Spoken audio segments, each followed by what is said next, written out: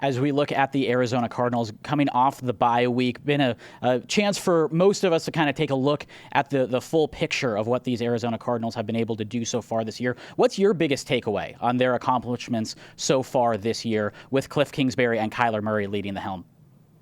Yeah, I mean, there's a lot to process through 11 games. A lot of it good and some of it bad. The record is not what you want. It's interesting to me. I watched the other night, you're watching the ASU game with Jaden Daniels. You're watching the Cardinals with Kyler Murray. Here are two teams that have really a quarterback that has proven in a short amount of time that they can really deliver the ball, run. They're smart. They, making good decisions. Not necessarily comparing Daniels to Kyler because Kyler Murray was the first overall pick, and there's a lot of promise there that you kind of knew and maybe expected to be there, and a Heisman Trophy winner. But unfortunately, the defenses for these teams are not where you need them to be to win games. So my point, going back to the Cardinals, is the defense has held the record back, in my opinion. Not to say the offense has been perfect, but Kyler Murray, Cliff Kingsbury, that duo has shown and I think already created a lot of confidence from the organization within, from the fans on the outside, that Kingsbury's smart. He's a good offensive coordinator.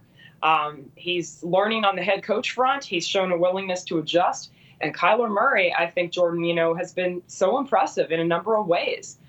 For a young guy, I think you look 2-3 years down the line and you say, what is he going to be doing when he really has even a better handle on all of this? But my takeaway, unfortunately, for the defense is not good. I was just looking up some numbers. They have had, so for example, the Cardinals have had 124 first downs through this portion of the season.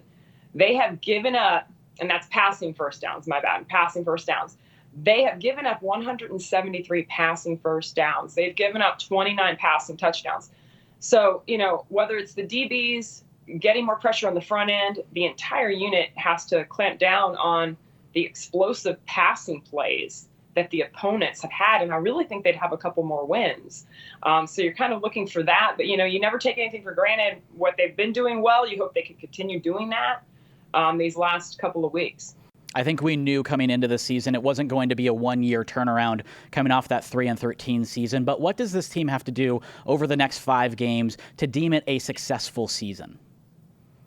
Well, that's interesting. That's a really good question, actually, because it depends on how you're going to measure things. I think at this point, 3-7-1, they don't like the look of that record, and they won a couple games, and now they've lost 4 in a row. And it's just, I think to close out games. And if they don't, though, you still say, well, they've done a lot of good things, and you're not going to just throw everything out, and especially offensively, what they've been able to do. So I guess for me, of course, these guys, they want to win. They want to be able to close out some games. So hopefully they can be competitive in these games and win a couple of them. The schedule's tough. We know that. But again, you're not going to just throw, because if they don't notch a win, I mean, you would hope they would end up with more than 3 wins, though, with all the progress that they've made. They would not want to end with 3 or 4. They'd like to have, 4 or 5 at least. And, maybe even get up to 6, you never know, but you can't just go by wins in this situation because, like you said, it was really billed as a rebuilding season anyway. Jody, we appreciate the time and the insight as always. Thanks for joining us. Thanks, Jordan.